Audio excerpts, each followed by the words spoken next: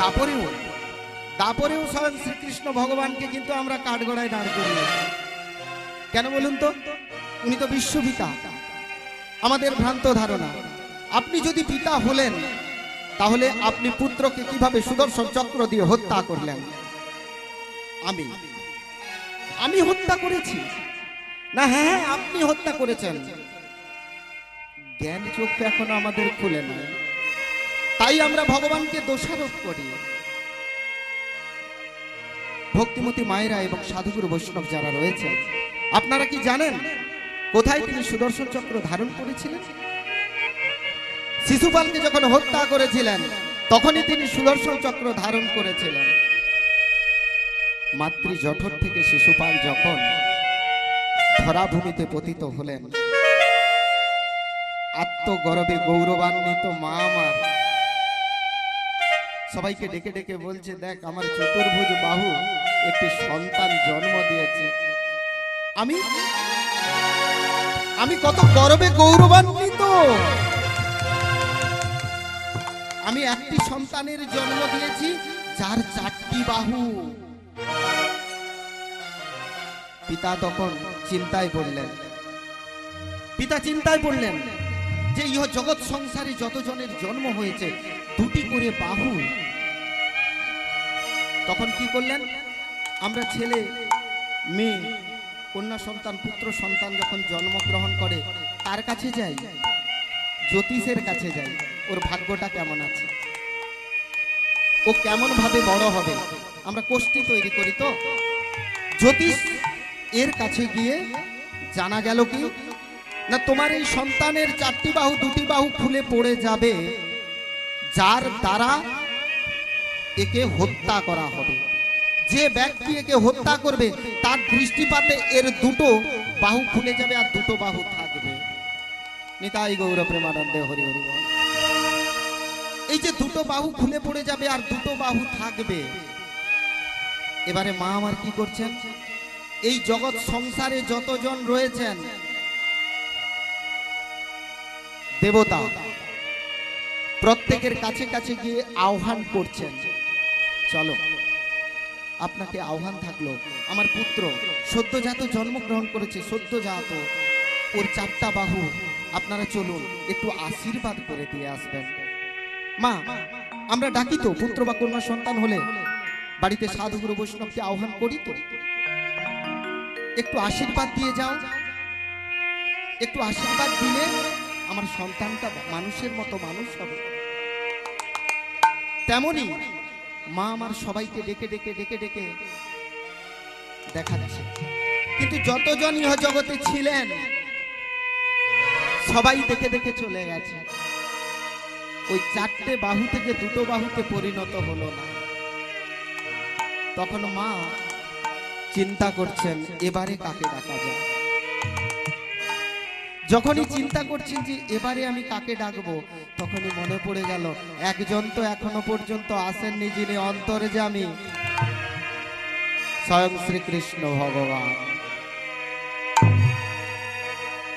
শ্রীকৃষ্ণ ভগবানের কাছে গেলেন, এ বলছে, কৃষ্ণ পিসিমা তুমি এসেছো হঠাৎ এই সময়ে? কৃষ্ণ আমি তোমার কাছে এসেছি, তুমি তো জানো, শুনেছো আমার একটি সদ্যজাত সন্তান হয়েছে। বাবা তুমি তাকে আশীর্বাদ করবে না? আমি এখান থেকেই পিসিমা আশীর্বাদ করে দিচ্ছি, আমি আর যাব না। কেন যাবে না বাবা? কেন যাবে না? তোমার একটা দৃষ্টিতে, তোমার একটু আশীর্বাদে আমার ছেলেটা দীর্ঘজীবী হবে।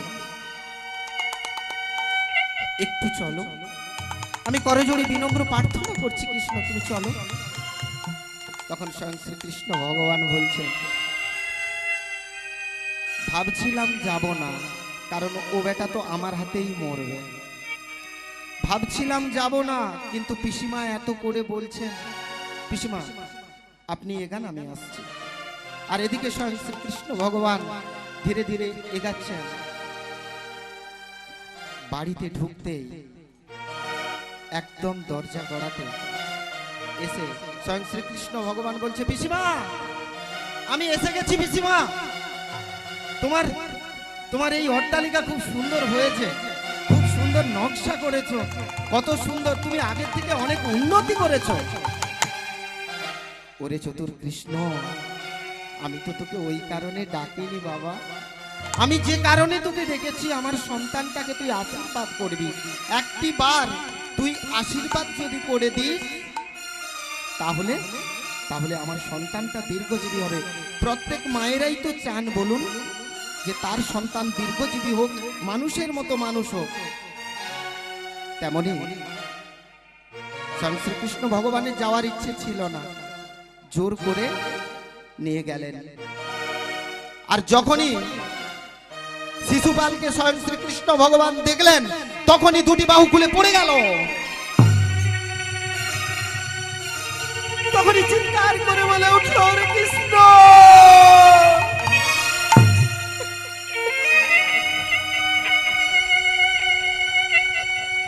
বাবা আমি জ্যোতিষ বিচার করেছি, জ্যোতিষরা বলেছে যে যে ব্যক্তি আমার সন্তানকে দেখলে ওর দুটি বাহু খুলে পড়ে যাবে, সেই ব্যক্তি ওর মৃত্যুর কারণ হবে। বাবা বাবা তোর জন্য তো এই দুনিয়াতে সবাই বেঁচে রয়েছে। ঈশ্বর সচ্চিদানন্দ স্বয়ং সচ্চিদ আনন্দের রূপ দিলেন। তিনি তো সর্বকারণের কারণময়, তিনি এসে দাঁড়িয়েছেন। আর মা আমার করজোড়ে কৃষ্ণের পা ধরে বলছে, আরে পিসিমা তুমি এ কি করছো? বাবা বাবা তুই একমাত্র পারিস, তুই একমাত্র পারিস আমার এই সন্তানকে রক্ষা করতে। আমি তো মা, যতই যতই আমার এই সন্তান খারাপ হোক না কেন, যতই আমার সন্তানটাকে তুই রক্ষা কর বাবা, আমার এই সন্তানটাকে তুই রক্ষা কর।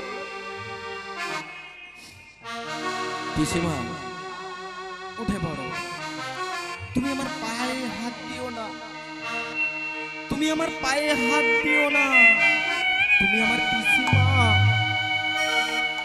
মায়ের পরে যদি কারো স্থান হয় জেঠিমা, কাকিমা, পিসিমা, মাসিমা, তুমি আমার মা। তাই সন্তানের কাছে এমন কোনো আবদার করো না যে আবদারটা আমি রাখতে পারবো না। কেন রে বাবা, তুই পারবি না? তুই যদি চাস মাত্র 5 দিন বয়সে থেকে লড়াই করে গেছিস, কংসের অত্যাচার থেকে সারা পৃথিবীকে তুই মুক্ত করেছিস। তুই যদি চাস সমস্ত জগৎ সংসারকে তুই ভালোভাবে রাখতে পারিস, তাহলে কি আমার অপরাধ যে আমার সন্তানটা তোর আশীর্বাদ পাওয়ার পরেও মরে যাবে?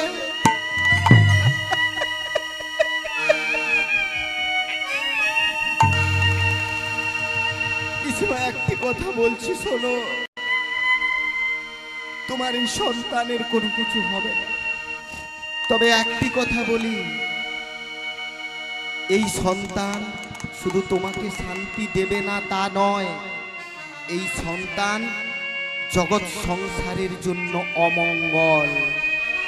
কি বলিস বাবা, পারিস না ওই অমঙ্গলটাকে মঙ্গলের জায়গা করে দিতে? দেখ না বাবা, একমাত্র তুই পারিস। যে মাতৃ জঠরে সন্তান, যে মায়ের সন্তান নেই তার কোলে তুই সন্তান প্রদান করিস। যে গাছে পুষ্প ফোটে না, তোর এক অঙ্গুলি হিলনে সেই গাছে পুষ্প ফোটে। তুই একমাত্র পারিস ওই ছেলেটাকে আমার ভালো করে দিতে। তুই ওকে ক্ষমা করবি। পিসিমা, একটি কথা বলছি শোনো, আমি তোমাকে এটুকু কথা দিতে পারি যে এই সন্তান যখন 100 পাপ পরিপূর্ণ হবে, 100টা অন্যায় পরিপূর্ণ হবে, তখন এই জগৎ সংসারে একে কেউ আটকাতে পারবে না, এ বধ হবেই। নিতাই গৌর প্রেমানন্দে হরি হরি বল। কি বলছিস বাবা? হ্যাঁ, তারপরেই তো শিশুপাল যখন 100টি পাপ পূর্ণ করলো, 100টি পাপ পূরণ হলো, তখনই স্বয়ং শ্রীকৃষ্ণ ভগবান সুদর্শন চক্রকে আহ্বান করে তাকে হত্যা করলেন।